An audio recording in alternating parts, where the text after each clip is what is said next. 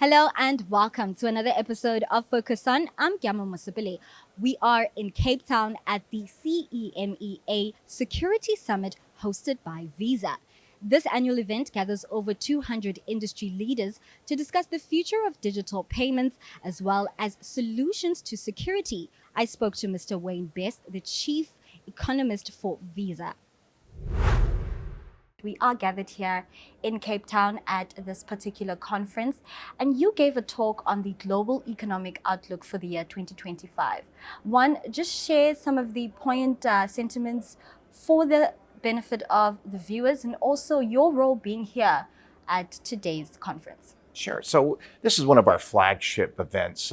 We bring together a number of our clients to talk about risk issues associated with the system, and to try to provide different ideas, different tools, help people leverage those tools to help reduce risk in the payment system overall.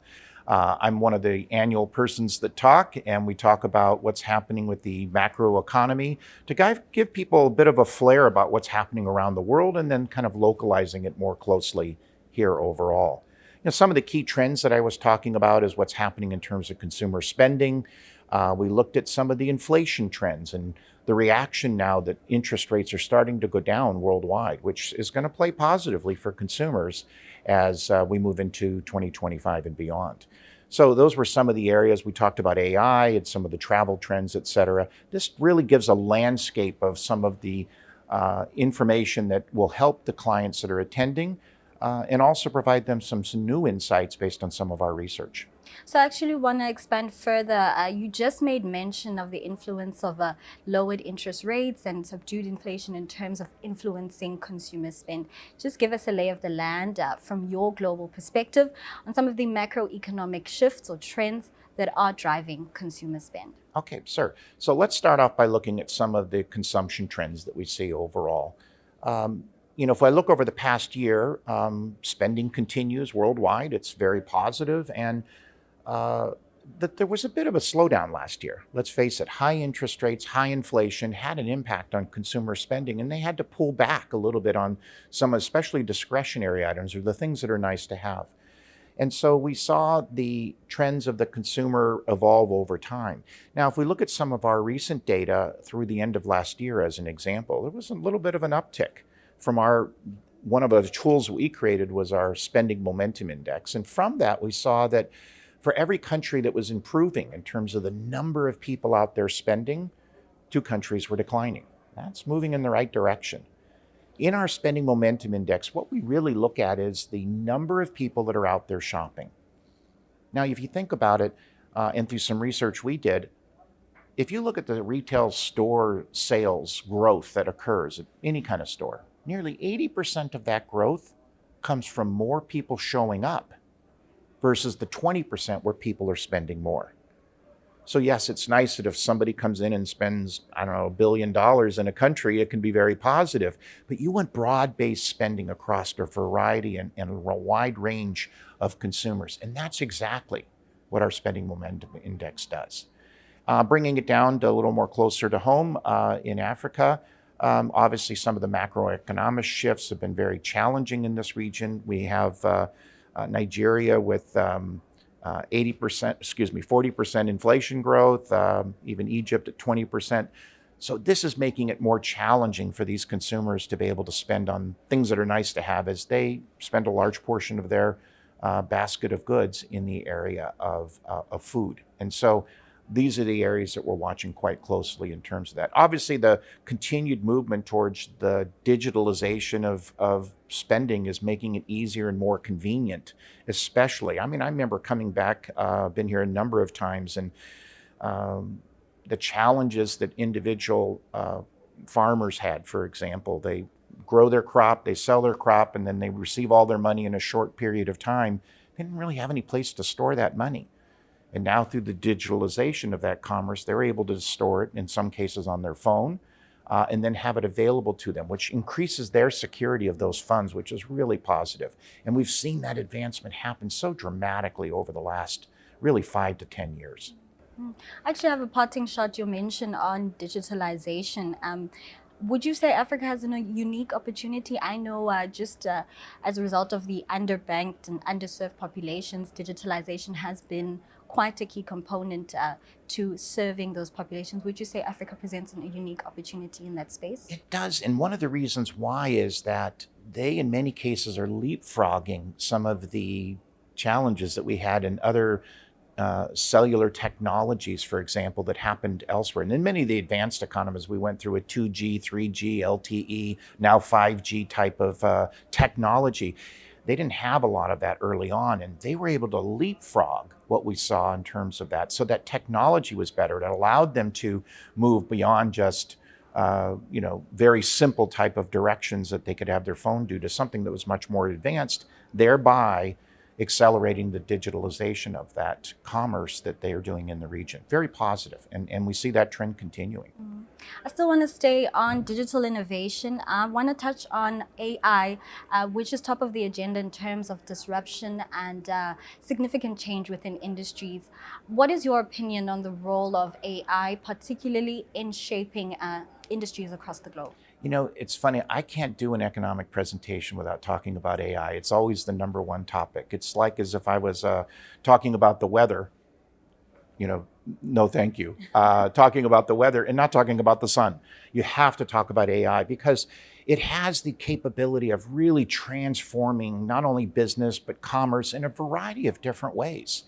So we went back and looked at the top 10 applications that are being used in AI and kind of divided them between those that are being used by large businesses, those that are used by all businesses, and then small businesses. Let me explain.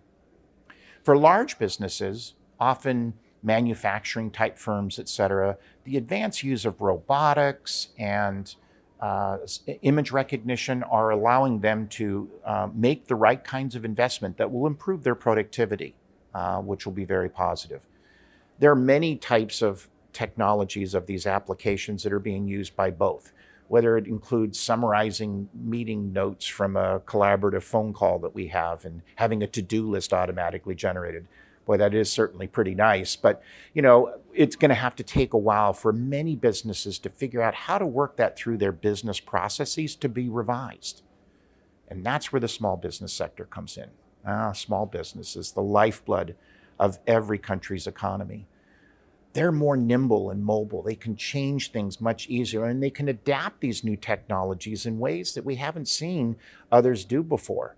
Will not be surprised to see many of these small businesses grow up under AI and actually advance their systems to then be potentially purchased by a larger firm as they try to adapt the technology and the efficiencies that they've gained.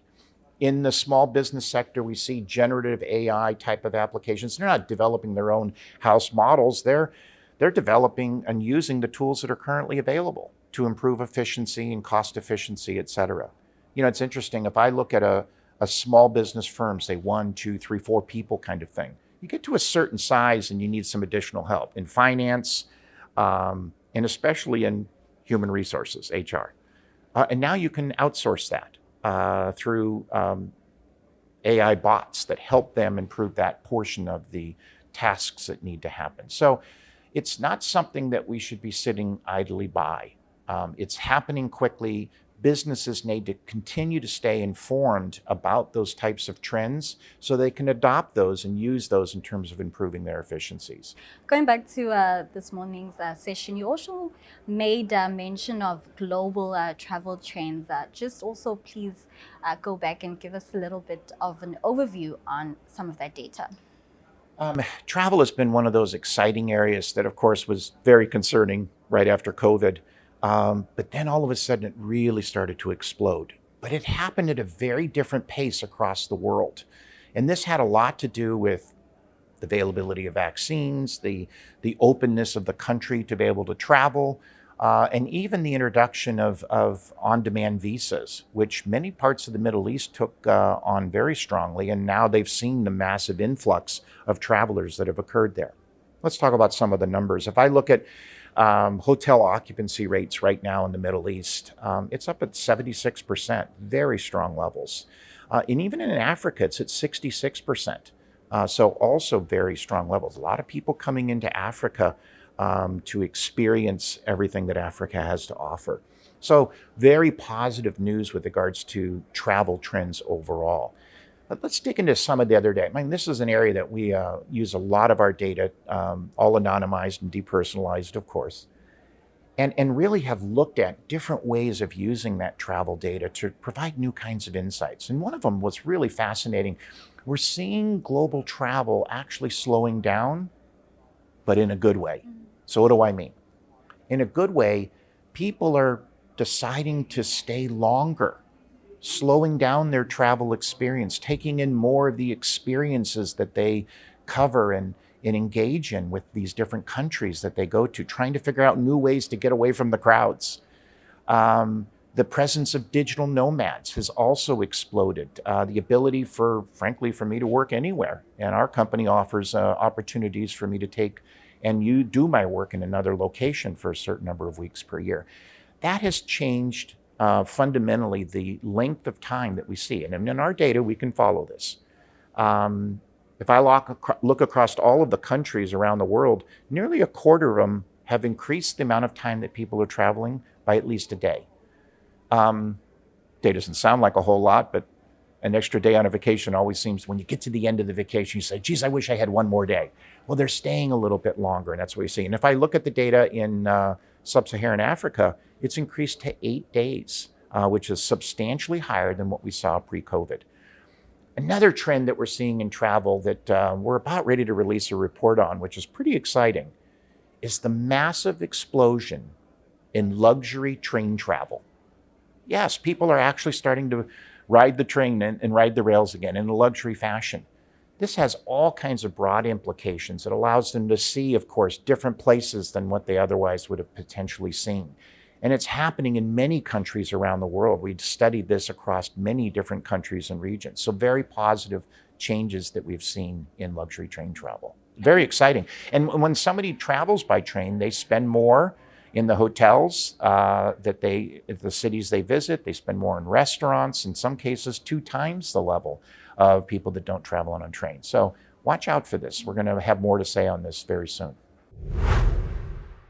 And that's how we wrap up another episode of Focus On, hosted right here in Cape Town. From me, Gyama Mosipele, and the rest of the CNBC Africa team, it's goodbye for now.